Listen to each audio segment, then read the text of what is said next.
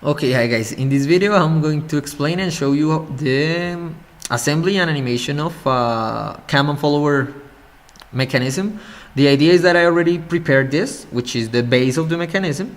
This is a cam and follower, so it's simply here in this space, I'm gonna use my cam, and here in this other space, I'm gonna put my follower. So whenever I rotate here my cam, the follower will go up and down, transforming the motion. Now, I already prepared this and I already had the measures for it. So things to remember: the diameter of the circle is 3 millimeters, and the cam cannot be longer than 15. So 3 millimeters and cannot be longer than 15. This is the base. This is something I had prepared, and this is the follower. This is something I already had prepared. It is simply something that will follow the motion, so it already has the measures for the base. The only thing that I need you to remember is that always at the end you must have something at the tip of the follower that will indicate the system what is going to be following the motion of the cam. In this case, I made a sketch, which is a dot. The sketch is this, a point, and I did the sketch on the front plane, so it's not on the surface but on the front plane. However, it is at the tip of the part. Now, having that clear, I'm going to start creating a new part. I'm gonna make the cam, and there is something new in the cam that you have to know before I start. So as we checked before, it cannot be bigger than 15. So I'm gonna smart dimension it. It will be 15. But since I'm not gonna use it like that, I'm gonna select my circle, and here in the options I'm gonna say that is for construction. Remember that the sketches that are for construction cannot be extruded, and that's exactly what I need. It's just a reference. This is the like how big it can be. Now I'm gonna make the part in the middle, the hole in the middle, that will indicate that will go in the base. So as we saw in the measures, that hole is 3 millimeters. And then I have to create the shape of my cam, which I'm going to do by using this. I'm gonna make a circle. Let's say that my circle is going to be this big. So in this moment, the dimension of that circle is 8, I'm gonna say. But this circle also will be for construction. You're gonna see why. I have it for construction. Now, this is the maximum, and this is like the shape that I'm going to follow. How does this work? I'm gonna put some points here to have as reference. This point, this point, this point, and this point. So later I can use them as references, and I'm gonna use this tool, a spline. What is a spline? A spline is a free form line, but the good thing about a spline is that whenever you extrude the sketch that you make with the spline, you are able to extrude it in just one surface. It won't give you a lot of different surfaces, but just one. So I'm gonna use a spline, and I have to create here a contour that will have a shape like kinda of a cam. As you can see, it adapts to the shape that you're creating, and it follows whatever shape that you're making. So I'm gonna try to make this as symmetrical as possible, but I can't promise anything.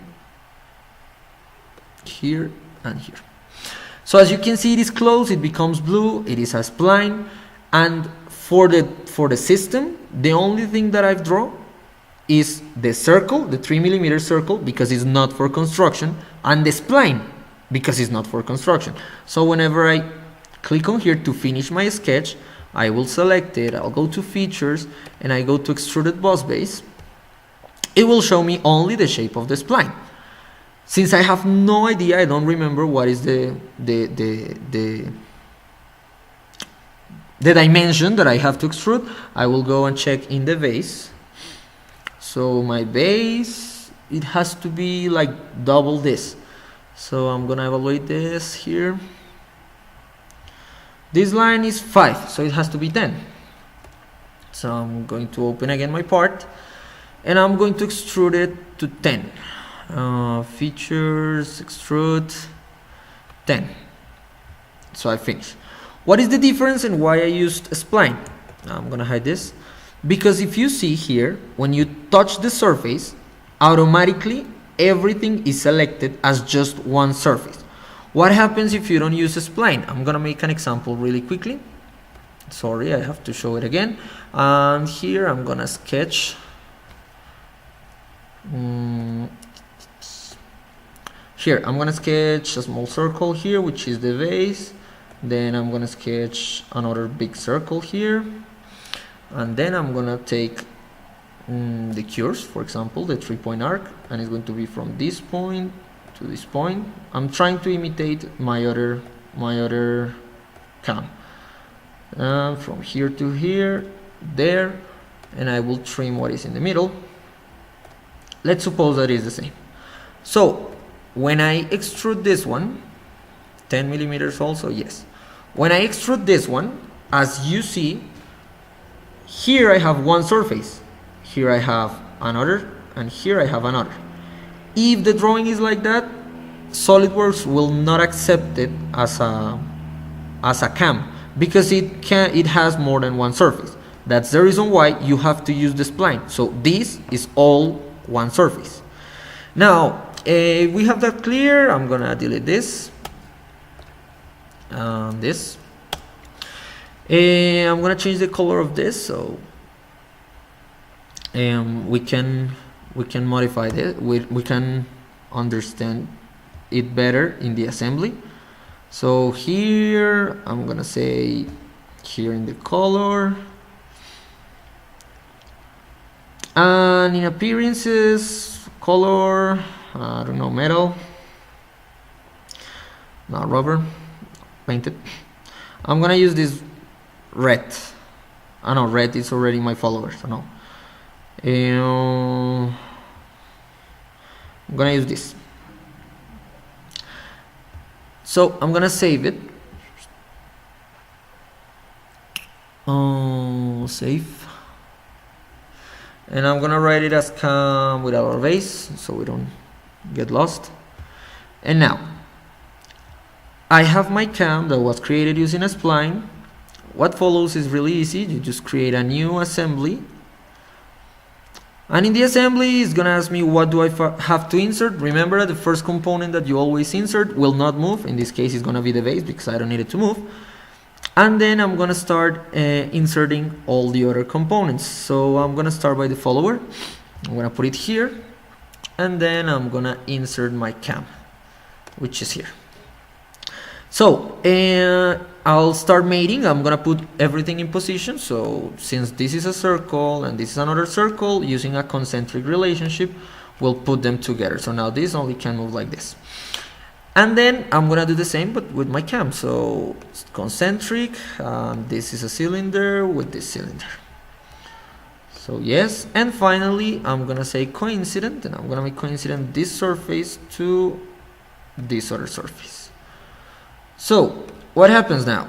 If I put it here, let's see it better here. If I put it here, it doesn't matter if I make this rotate or not. It doesn't matter if it moves or not. The thing is that without, it's not letting me select this.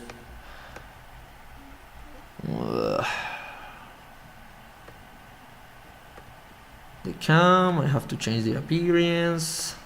I'm gonna delete it. So now I can select it. If I move this physically, it doesn't have a relationship with the follower. So that happens.